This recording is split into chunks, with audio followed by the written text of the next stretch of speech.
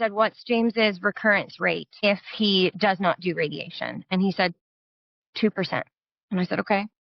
What's the secondary cancer rate if he does do radiation? And he said, 3%. I thought, so done. He's not doing radiation. If he has a higher percentage of a secondary cancer than he does recurrence, we're not doing this. And I mean, I left very heated. But like, those are the types of decisions that literally parents are having to make. And again, I felt like I had the trump card. I had my dad, a professionally trained radiologist that I had in my back pocket. But these are the questions that parents are being asked. And I think a lot of times people think, oh, well, you know, I love our oncology team at University of Iowa. We had really great experiences. But these are not perfect humans, not perfect protocols, not perfect treatments. And every parent has to advocate for their child. And I think that's what people don't understand is the treatment plans and care for pediatric cancer is so outdated that literally this is in the hands of parents sometimes. Yes, you are your children's biggest advocate, 100%. And you have to not ever be afraid to ask and demand. You also pick your team. Like that's flat out, you pick your team. If you're not happy with one or the other, even I don't care if you're not happy with the janitorial staff, you pick the team that is going to be near your child. You know, listen, there was one doctor and one nurse during our daughter's stem cell transplant. They were not allowed in her room because their attitude sucked. And you're in a children's hospital, like you chose this career path. And I get that we all have bad days, but you've got to shut it off at the door and you have got to treat our kids. And you've got to be that. And as parents, yeah, you've got to be that biggest advocate. And I think, honestly, and I think that, you know, 100%, my wife and I are guilty of it. We were such on an island with all of this, not knowing you are railroaded with decisions that you have to make in a second, in an instant. Right. And a lot of us, yes, I think we just go along because we trust the medical staff. We trust the team. We trust what they're telling us and that that's the best course of action. And, you know, maybe it is, but you should always question things and you should always wonder why something is happening. And a lot of times, and I know I felt that anytime I questioned any type of I almost felt like I was being shunned. I was being, you know, like, how dare you with my medical degree? And listen, I had a conversation, actually it was a very heated argument with somebody on social media one day when they said, do you think you're smarter than a doctor? And I said, yes, not because I don't have a medical degree, the medical degree, but because I lived it and I never got to turn it off. I never got to clock out and go home. So yes, and we as parents know our kids better than anyone. Yes, that's what I was just going to say. No, I'm not smarter than a doctor, but I know my child better than they do. I remember being in the PICU after his surgery, and the PICU team, obviously I didn't know any of them because we were always up on the oncology floor.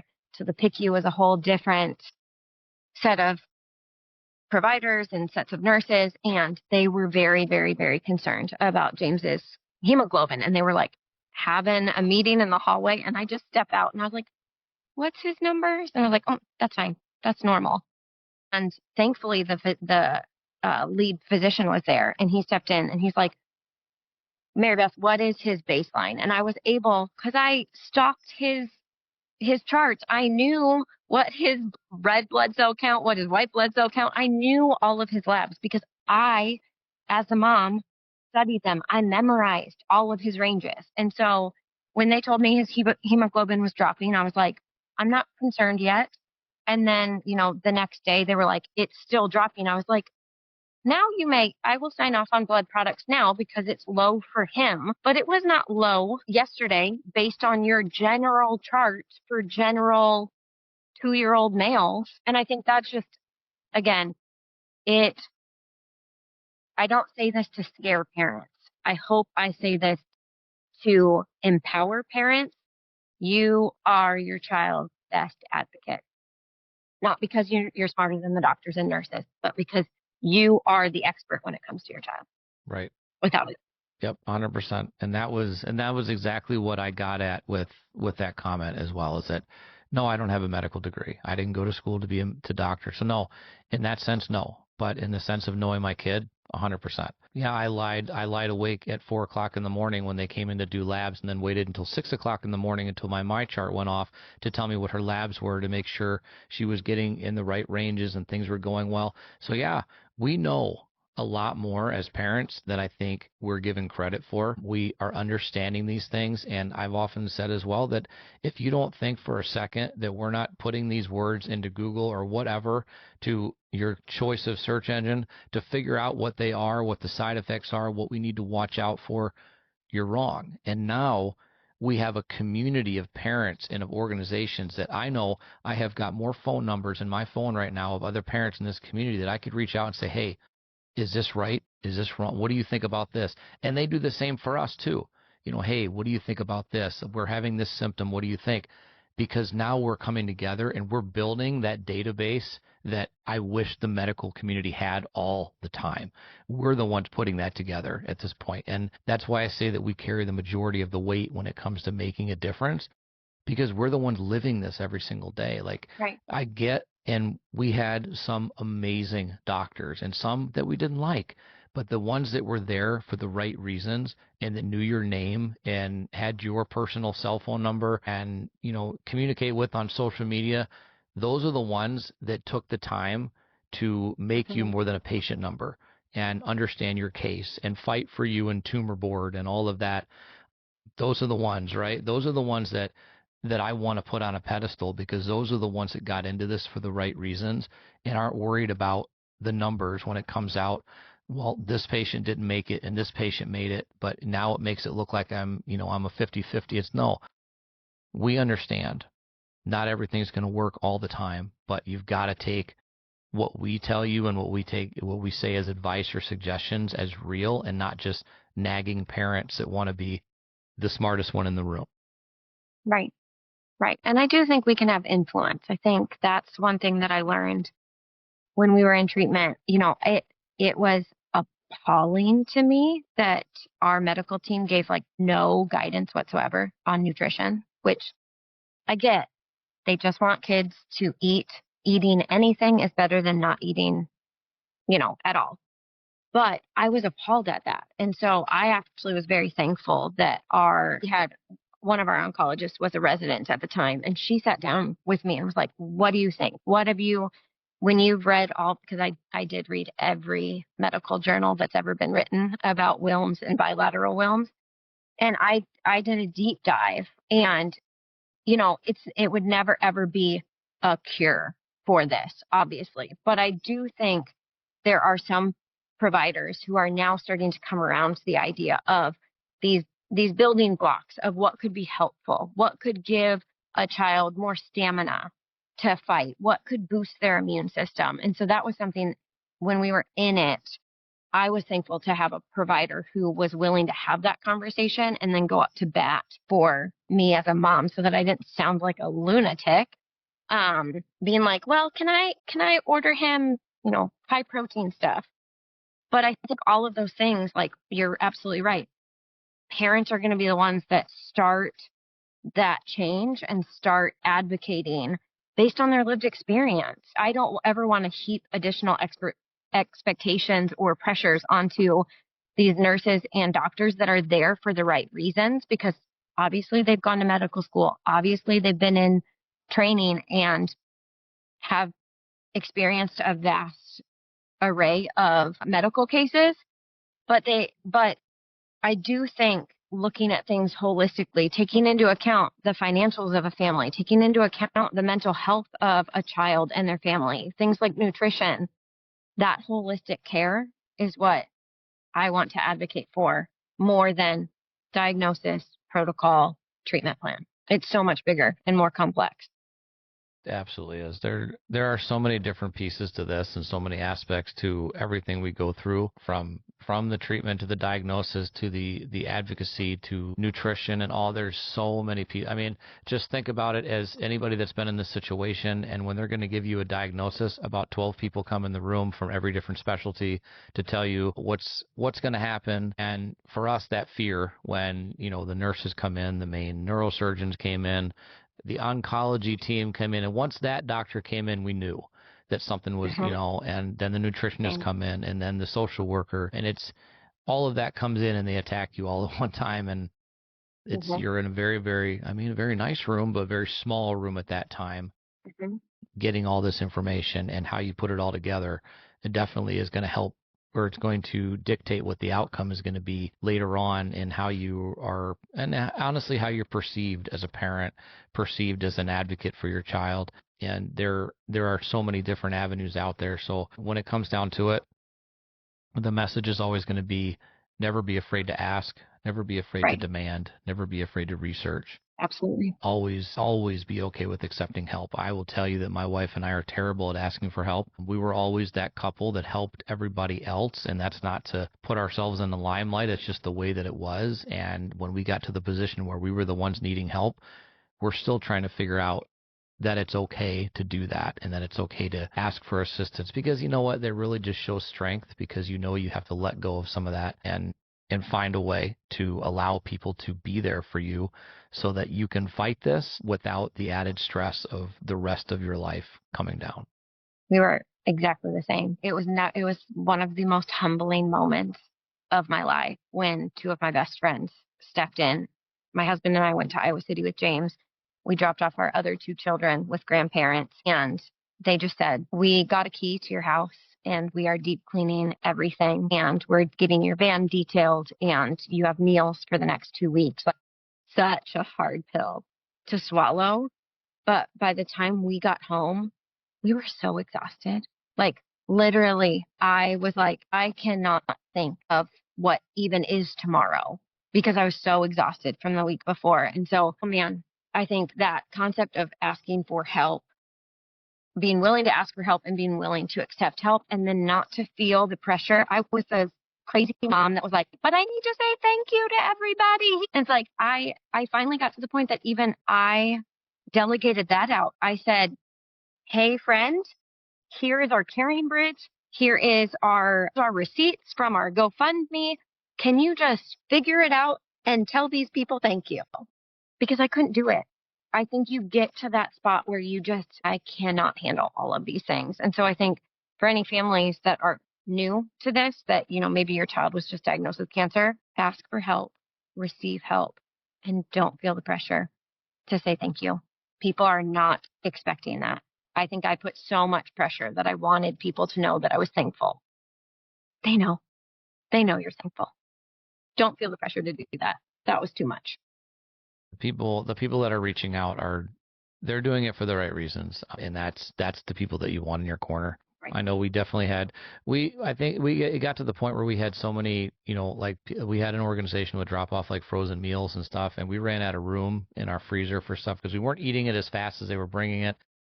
Right. And so we would pass it on to other families and stuff, but it's a big thing. And honestly, I know my wife and I both looked at each other, and it was the same. It was kind of like, do we really need this? Do we really need all this help? We're trying to be normal and make our own food and whatever. That minuscule things that are just insignificant to other people, and you look at it like, but you almost in a sense feel like you're losing control, and just making dinner is control, whatever, that kind of stuff.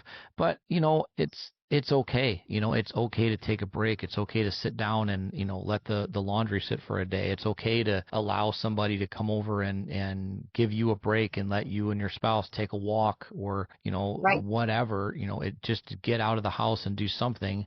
And, for my wife and I, our anniversary was, a month before our daughter passed, and it was, we're sitting at home and we're just kind of going through life. It's just, we're trying to focus on her. And we had a friend, and she said, I'm coming over to sit with her. You guys are getting out of the house. We went to a hardware store and we walked around. You know what I mean? It wasn't, Yeah, I remember that. I remember those moments. That was it. And it was, but it was like, that was and of course our mind was on her the whole time, but it was like, It was a breather, and we knew she was safe. We knew she was at home with somebody that we knew, but you need that break, and and again, we go back to the oxygen mask thing. You have got to take care of yourself, or you are absolutely no good to anybody else. And you will reach that. You reach a point of exhaustion that you didn't even know was possible, and that you're actually functioning at that moment, and you will eventually crash. And it's one of those things where you have got to take care of yourself. Listen, again, I've said it probably 20 times now, we're all guilty, right, of these types of things. We are not going to take care of ourselves because we're focused on our kid, but you've got to. You have to make sure that you're okay. You have to make sure that you are as mentally as okay as you can be, physically okay as you can be. Take care of yourself. Your kids, I promise you, they know how much you love them. They know how much you're doing for them. No matter how old they are, they know. Right. You don't have to Right. worry that you ever think that you're abandoning them or you're not being there because you had to go out and take a walk or something like that. They understand. Yeah. I always like asking this question to other parents, but I don't know if you were similar to me, but I dreaded the question or the statement, I guess. Well, let me know how I can help. Did you experience that as well, where people would say that and it would just like make your head want to explode? Yeah, because we don't know. Like, you let me know how I can help. Honestly, I don't know right now. I can't, like, I don't have a list. I don't have words to throw out there. It's, we've talked about it. I've had other guests and we kind of talk about it too. It's that the best support you can give is just by offering it. Hey, can I come over and bring your groceries to you? Can I come over and whatever? Can I come over clean your house? Can I come over watch your kids and you can take a break? Hey, can I take you out to coffee? Just offer. Like, asking what we need, you're most likely going to get the response either we don't know or nothing. We're good. Nope. We're okay. Or no response. Yeah. Because I don't even know how to start thinking about that. I did a brainstorm on, and I'd be curious to hear, what were some of the practical things that your family experienced? Like, what were these things that were actually helpful? Because in our circumstance, one of my friends had the brilliant idea of creating an Amazon wish list, and I could add things as I thought of them. So James was little, so diapers, wipes, those little food pouches, all of that stuff I just would throw on the list and they would magically appear at my doorstep. That was really great. And then when we rolled into Christmas time, I had several people reach out saying, hey, add some Christmas presents for Addie and Owen, my older kids. Add some things on there for them. And it was just so beautiful because I'd add them and then people would, I'm sure, communicate behind my back and then they would just show up at my doorstep. I had a girl who, she wouldn't ask me what I needed. Like, every Tuesday, she would just drop off a coffee on my porch and she would say, sorry if I missed you, just throw it away, but I hope you're home and can enjoy this. Like, just even taking, because I didn't do a meal train because I thought the logistics of like having to be at home, like graciously accept a meal and then maybe not like it, that stressed me out beyond belief. And so I just would send our grocery list to people and then I would cook myself. But I'm always interested, what practical things were helpful to your family? Because mine was definitely, like, this sounds really forward, but the cash, like cash and gift cards, were extremely helpful. And then the practical things of everyday life were very helpful to my family. Yeah, we received a ton. And actually, to be honest with you, I think we still have some. We never used them, but gift cards were crazy. It was Same. like grocery gift cards, gas gift cards, things like that, because we were also in the boat of traveling 2 hours each way to Milwaukee for treatment. Mm-hmm. So that was huge. Another thing that we have a group of friends now, even they'll do it today, even if we're having a bad day. DoorDash is huge. They'll just send it. Just send dinner, just send coffee, whatever. And it really is one of those things where if somebody's thinking about you and they do it just out of the kindness of their heart, you're not asking for it. And it means the world because, it's kind of like, it's the same thing as an anniversary gift, right? If you tell me what you want and I buy it, it doesn't mean as much as if I actually thought about it myself and figured it out. The biggest thing I think for us, and it was one of the hardest things for us to accept that we needed, was the adopt a family for Christmas. That was huge because the first year that when she was diagnosed and they came and asked us, originally I said no. I said, we don't need that. We're okay, and whatever. And then really, really thought about it. We're like, okay, we'll do it because it takes a lot of pressure off. It allows us, and I honestly and they ask for everybody, right? They want everybody in the family. I put a pair of pants and I think a belt. Like, I put just things I didn't need. Like, The dad move. yeah, like I don't need anything, and my kids hate that too because anytime they ask what I want, I don't know what I want, It's the same outcome. Like if you're asking me what, I have no idea. But that was huge for us. And then, and then we did it. I think we did it one full year where we had a couple organizations actually decided to do it.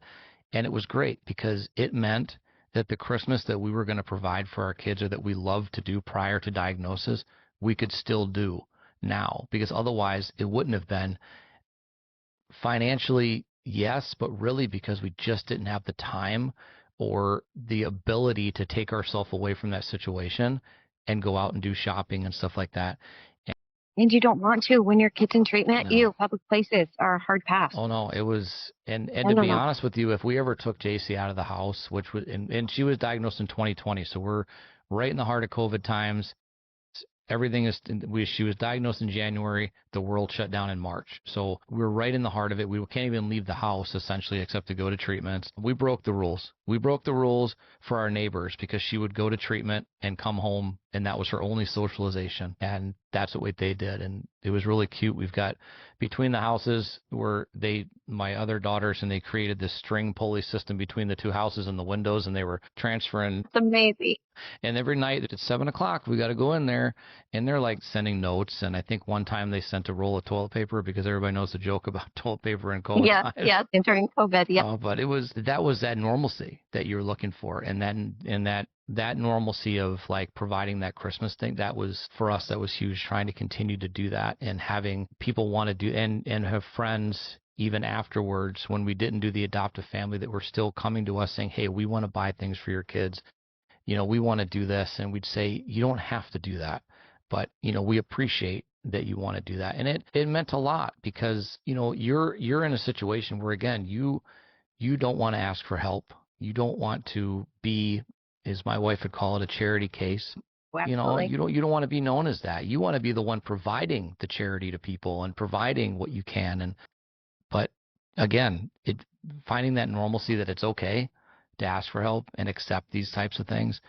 Listen, it's the littlest things. It's, yes, Christmas is huge, but I mean, coffee on the doorstep, dropping off things, just picking up whatever, you're dry cleaning and bringing it to your house. I mean, listen, all these little things mean so much because it's that one extra little stressor we don't have to worry about. And it's 20 minutes, 30 minutes more that we get to just spend with our kid, which you cannot replace. Yep. That's the heartbeat that I've heard from every single parent is, don't ask me what I need because I don't know. Just do something. Just do something. And if it doesn't work, it doesn't work. But make it as easy as possible for the family to accept whatever you are offering. I had a friend who recently said she just sends out a script saying, I'm available on Thursday to watch your kids.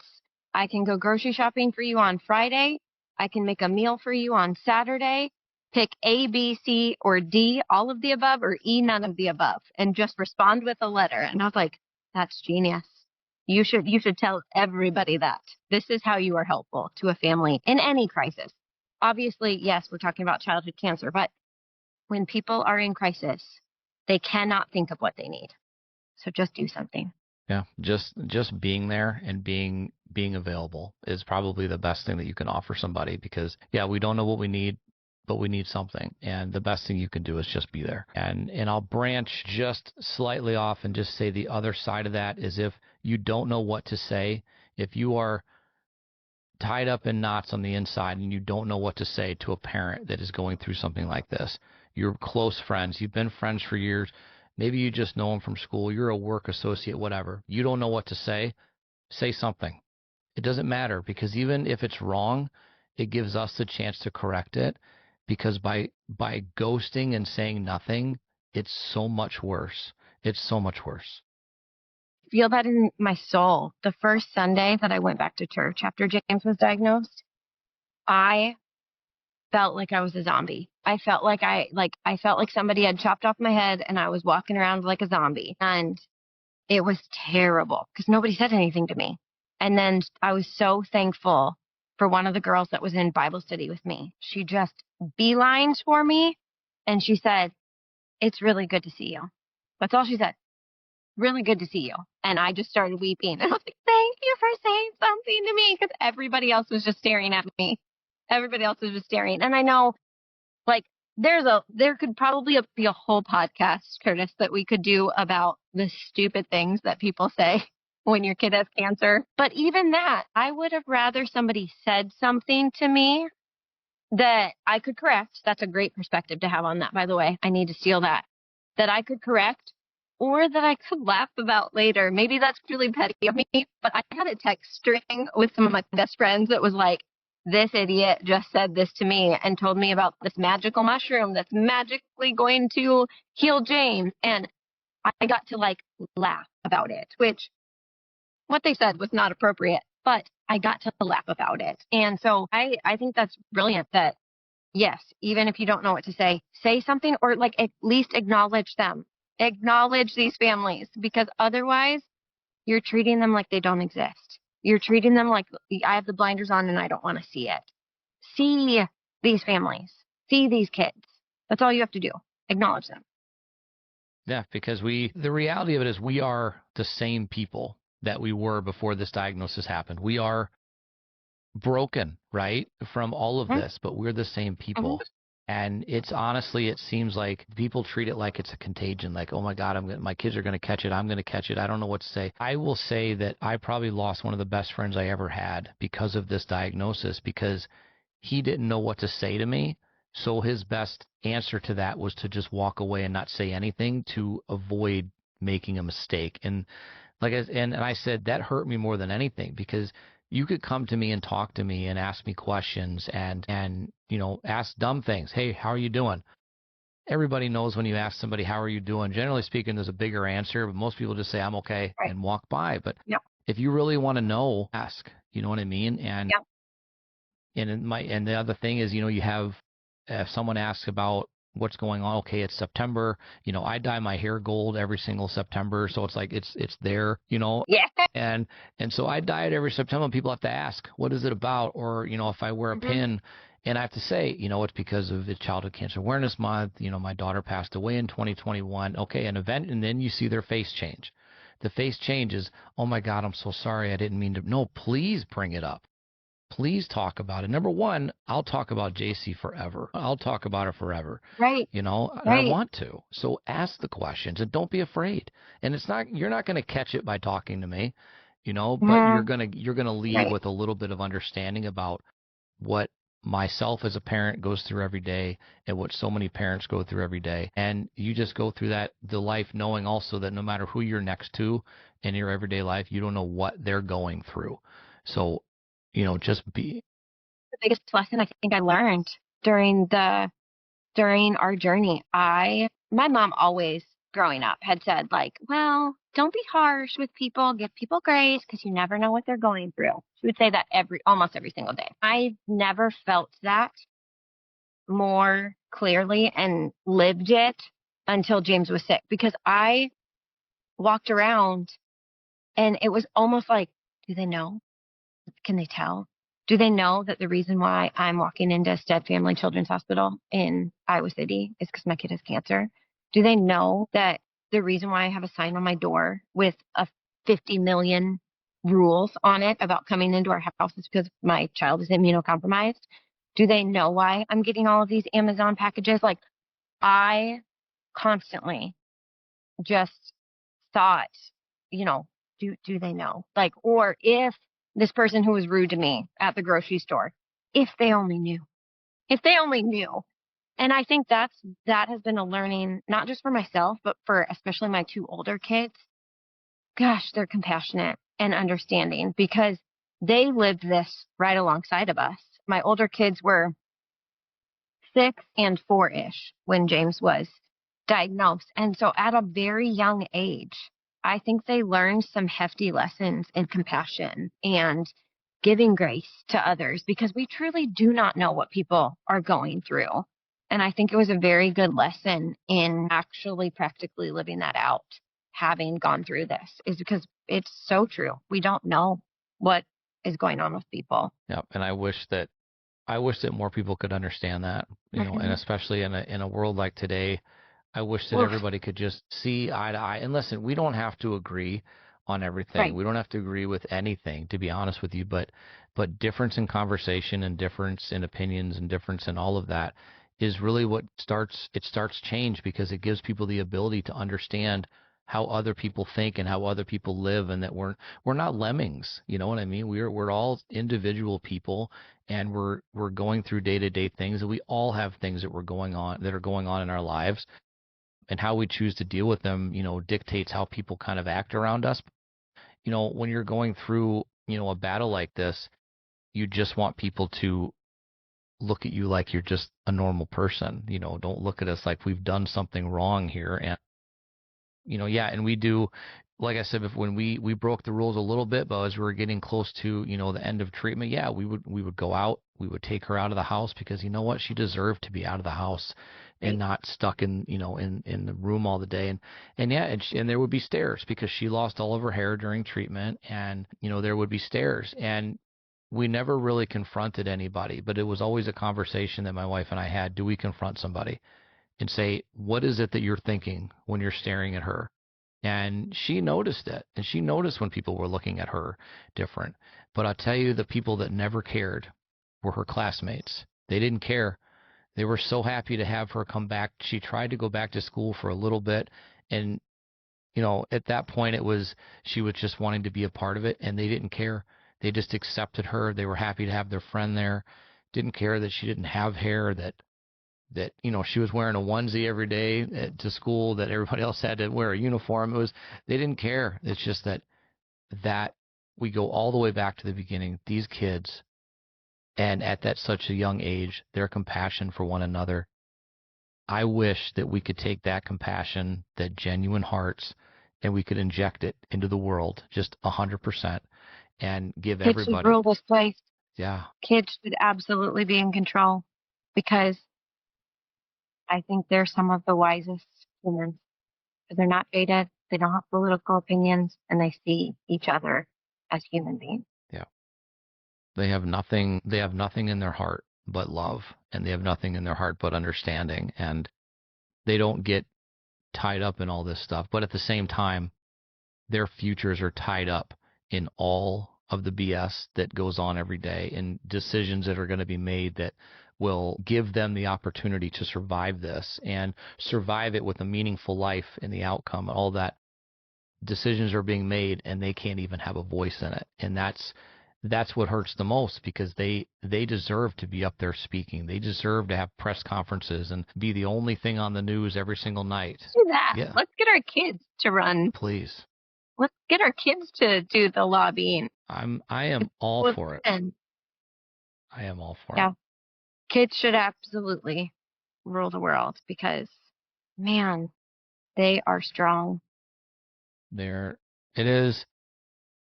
My kids, and I say this as well a lot of times, my kids are my greatest achievement. I will never in my life achieve anything greater than my kids, and they are the extension of me, and what I hope that they can achieve one day is so much greater than anything I've ever achieved. And that's the only dream we have to do that. And now, yes, I've got 2 older daughters, and they are, pursuing things in their lives that are milestones every single day that JC will never achieve, but they're doing it with her guidance, and they're carrying her with them. And it's incredible to watch. It's incredible to see, but not all these parents that are going through this get to see those milestones happen. And that's what the worst part about all this is that those milestones are stopping. Those the shoe memorial that we see in DC every year, those shoes will never take another step. They'll never walk into an office. They're never going to dance on a floor. They're never going to drive a car. They're never going to, make stupid mistakes that we as adults have all made and that we're entitled to make. And they're not able to make those mistakes. That's something that we've got to do differently. And I think together, with enough of our voices all saying the same thing, organizations working together, I think that we truly are going to, I feel like we've made an impact already, but I feel like there's so much more that we can do. And I just know that there's going to be an incredible outcome at some point. And I feel it in my heart. And I know that I feel it through JC, and I know I feel it through all of our kids, that they're banking on us, and they're banking on us making the world better for them. And that's truly the best thing we can offer. Yep. And what I would love nothing more. Put Pinkyswear out of business. Put us out of business so that we don't have to help with the families that are experiencing it right now, because the ultimate hope is that there will be no more families who have to hear the words, your child has cancer. But until then, we will continue to support and we will continue to fight with families like yours and with other organizations to support this beautiful, devastating community that we're a part of. I agree 100%. And our organization, Battle Corn, will do the same exact thing. We're not going to stop with what we have going on. Not going to stop with whatever initiatives we have. We will be in front of whatever people we need to be in front of to get these words out there and get these voices out there. And, from my family to all of you, and we are honored to stand arm in arm with you all and to continue this fight until my big word, until the antithesis of a business is that we go away, right? We just decide that we're no longer in need. We have conquered this problem, and our kids will live long, happy lives of doing what they need to do, giving us chest pains because they're doing stupid things, right? Like we did with our parents, The ultimate goal. So that's what we hope. These kids won't have to face cancer anymore. Ultimate goal. So tell us how people can get in touch with Pinkyswear, where they can find you. Yep. Just like other organizations, our website is where all the information is at. And so people can go to pinkyswear.org and learn about our programs, learn about ways that they can get involved.